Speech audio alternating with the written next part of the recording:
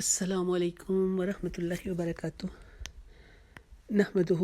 ونصلی ونسلم علی رسولہ الکریم، اما بعد۔ اللہ تعالیٰ نے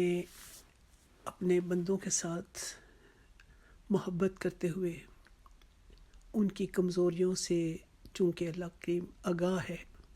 اور اللہ اعمال کا قدردان ہے، تو اللہ کریم نے تھوڑے سے اعمال کے ساتھ کہ جو خلوص نیت کے ساتھ کیے جائیں، اللہ کریم نے نبی پاک صلی اللہ علیہ وسلم کی حدیث پاک کے مفہوم کے مطابق اس شخص کے لیے جنت میں گھر کا وعدہ فرمایا ہے۔ ایسے ہی ہم اعمال سمجھ رہے ہیں کہ یہ کون سے چھوٹے چھوٹے بظاہر جو کہ تھوڑے وقت میں کیے جانے والے اعمال ہیں، لیکن ان کا اجر اتنا بڑا اللہ کریم انشاءاللہ اپنی کرم نوازی سے عطا فرمائے گا۔ اس میں نبی پاک صلی اللہ علیہ وسلم کی ایک حدیث پاک کے مفہوم کے مطابق، جو کہ ایسا عمل ہے کہ جس میں ہمارا کوئی دنیا کا مال خرچ نہیں ہوتا، صرف ہمارے اندر کا جو نفس ہے اس کا غرور ٹوٹتا ہے، ہماری جھوٹی انا جو ہے وہ اس میں آڑے آ جاتی ہے، اور ہم اکثر اوقات اپنے جھگڑے کو طول دیتے ہوئے اور ہمارے اندر کا جو شیطان ہے، ہمارے اندر کا جو نفس امارہ ہے، وہ بار بار ہمیں اس چیز پر مجبور کرتا ہے۔ ہم اپنے جھگڑے کو چھوڑنا چاہتے ہیں، ہم اپنے اخلاق کو درست کرنے کے لیے اللہ کے ہاں روز قیامت کو بڑا اجر پانے کے لیے ہم اس کے متلاشی ہونے لگتے ہیں کہ ہم اس اجر کو پا لیں، جھگڑے کو چھوڑ دیں، دوسرے کو معاف کر دیں، جانتے ہوئے بھی کہ میں خود حق پہ ہوں، دوسرا نہ حق ہے۔ لیکن اکثر ایسا ہوتا ہے کہ شیطان ہمیں یہ کام کرنے سے روکتا ہے، کیونکہ شیطان نہیں چاہتا کہ اللہ کا کوئی بندہ جنت میں چلا جائے۔ وہ یہی چاہتا ہے، کیونکہ اس نے اللہ سے یہ مہلت لی تھی کہ میں تیرے بندوں کی راہ میں آؤں گا اور ان کو تیری راہ سے بہکاؤں گا، لیکن جو تیرے خالص بندے ہیں وہ میرے کہے میں نہیں آئیں گے۔ تو اب ہمارا اپنا یہ کوئی بھی عمل کرتے ہوئے یہ ہمارا اپنا امتحان ہو جاتا ہے، آیا کہ ہم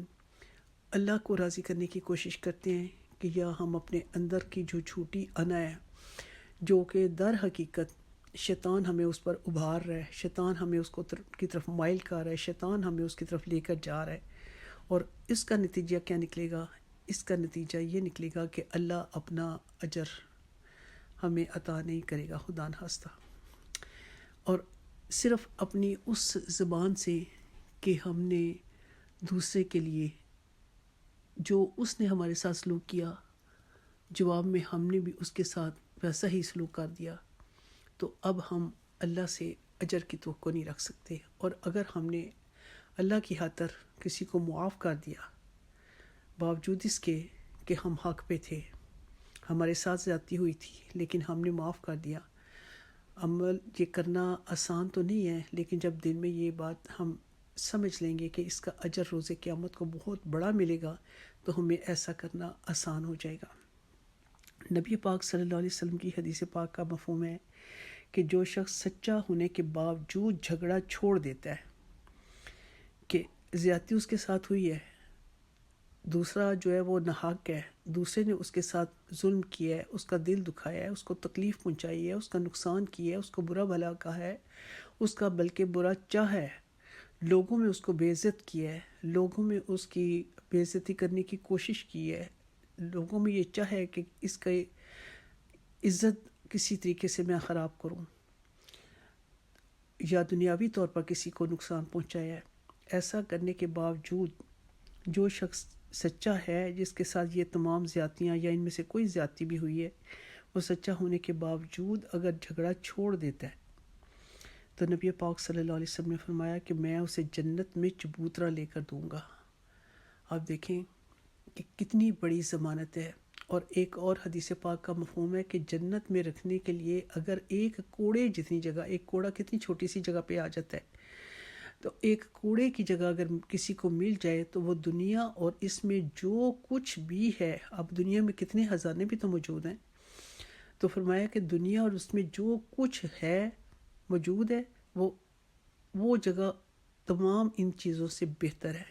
کہ جو جنت میں کسی کو ایک کوڑا رکھنے کی جگہ مل جائے۔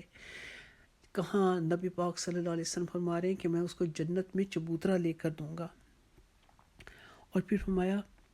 کہ جو شخص جھوٹ چھوڑ کر سچ بولنے کی عادت ڈال لیتا ہے،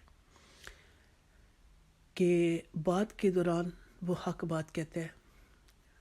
وہ بھی اپنی جگہ ایک بہت بڑا عمل ہے، لیکن مذاق میں بھی اگر کوئی لوگوں کو خوش کرنے کی خاطر اپنی زبان کو جھوٹ سے روک لیتا ہے، اس میں بھی جھوٹ شامل نہیں ہونے دیتا، تو فرمایا کہ میں اس کو جنت کے درمیان میں گھر لے کر دوں گا۔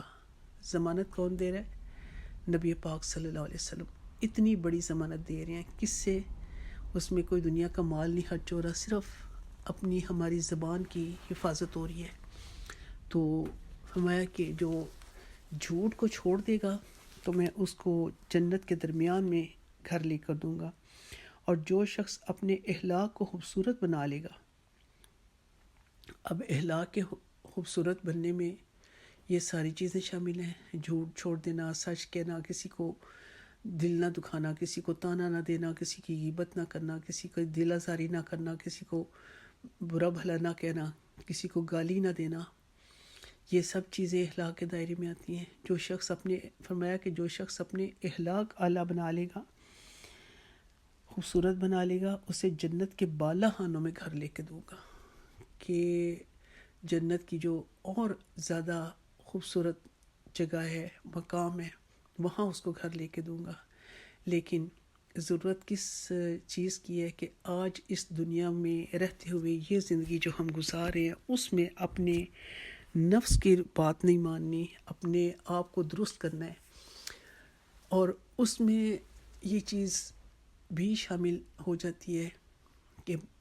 اکثریت ہماری کہ بچپن سے ہم نے جھوٹ بولا، بچپن سے ہم نے کسی کو دل دکھایا، غیبتیں کی، تانا زنی کی۔ اب آج کے دور میں ہم ان ساری چیزوں کی کیسے تلافی کریں، اپنے اخلاق کو کیسے خوبصورت بنائیں؟ اس میں ہم ان لوگوں کے لیے جو دنیا سے چلے گئے ہیں، جہاں جہاں پر ہم نے ان کی کسی کے سامنے بے عزتی کرنے کی، غیبت کرنے کی، ان کو برا بھلا کہنے کی، ان کی عزت خراب کرنے کی کوشش کی ہے، ہم کوشش کریں کہ ان لوگوں کے سامنے ہم اس کی عزت کی بات کریں، اور اگر ایسا ممکن نہ ہو سکے بالفرض، تو پھر ہم جو دنیا سے چلے گئے ہیں ان کے لیے دعائے مغفرت کرتے رہیں، ان کے لیے کچھ اچھا کرنے کی کوشش کرتے رہیں کہ روز قیامت وہ ہمارے سے راضی ہو جائیں، اور اگر وہ دنیا میں موجود ہیں تو ہم کوشش کریں کہ ہم ان کے لیے لوگوں کے سامنے اچھا بولیں، لوگوں کے سامنے ان کی عزت بحال کرنے کی کوشش کریں، جس زبان سے ان کی بد تعریفی کی ہے اسی زبان سے ان کی تعریف کے کلمات کہیں۔ تو اللہ سے امید ہے کہ ایسا کرنے سے انشاءاللہ ہم اپنے اس گناہ کی تلافی کر سکیں گے۔ لیکن آج ہم اگر اپنے دلوں کو صاف کر لیں، اپنے دلوں کو نرم کر لیں، اپنے دلوں کو اس چیز کی طرف لے جانے کی کوشش کریں کہ اللہ کے رسول صلی اللہ علیہ وسلم نے جس چیز کی طرف ہمیں اشارہ فرمایا ہے کہ جو اپنے اخلاق درست کر لے گا، تو یقیناً میں اپنے جیسے لوگوں کی بات کر رہی ہوں کہ ہم کمزور بندے ہیں، دنیا دار ہیں، جلدی شیطان کے بہکاوے میں آ جاتے ہیں، ہر وقت اس کے بہکاوے میں رہتے ہیں، بلکہ تو اللہ کے ساتھ اپنا تعلق جوڑتے رہیں، اللہ سے توفیق مانگتے رہیں، اللہ سے مدد طلب کرتے رہیں، اللہ سے دعا کرتے رہیں، اور دعا کر کے پھر کوشش کرتے رہیں ہر روز میں، ہر تھوڑی دیر کے بعد ہم اپنے آپ کو چیک کریں کہ اس تھوڑی دیر میں کتنا میں نے جھوٹ بولا، اس تھوڑی دیر میں میں نے کتنی غیبتیں کی، اس تھوڑی دیر میں میں نے کتنا کسی کا دل دکھایا، کسی کا نقصان کیا ہے۔ جب ہم اپنے آپ کو تھوڑی تھوڑی دیر کے بعد چیک کرنے کی عادت ڈالیں گے تو اللہ سے امید ہے کہ اللہ سے توفیق مانگنے پر اور کوشش کرنے پر ہم انشاءاللہ کافی حد تک ان باتوں پر شاید کامیاب ہو سکیں۔ یہ بات بہت بڑی ہے، اللہ پاک مجھے سب سے پہلے اس پر عمل کرنے کی توفیق عطا فرمائے کہ جو دوسروں کو بات کہتا ہے بہت اس پر عمل نہ کرے تو اللہ کے ہاں وہ مجرم ٹھہرے گا۔ اللہ مجھے بھی اس پر عمل کرنے کی توفیق عطا فرمائے، اور اللہ آپ سب لوگوں کو جو اس بات کو سنے وہ دوسروں تک بھی اس بات کو پہنچائے کہ ہو سکتا ہے سننے والا وہ اس سے بھی زیادہ اچھا کام کرنے والا ہو، اس سے بھی زیادہ اپنی بہتری کی کوشش کرے۔ تو اللہ سے دعا کرتے ہیں کہ اللہ کریم ان تمام چیزوں کو، کہ جو چھوٹے چھوٹے اعمال ہیں،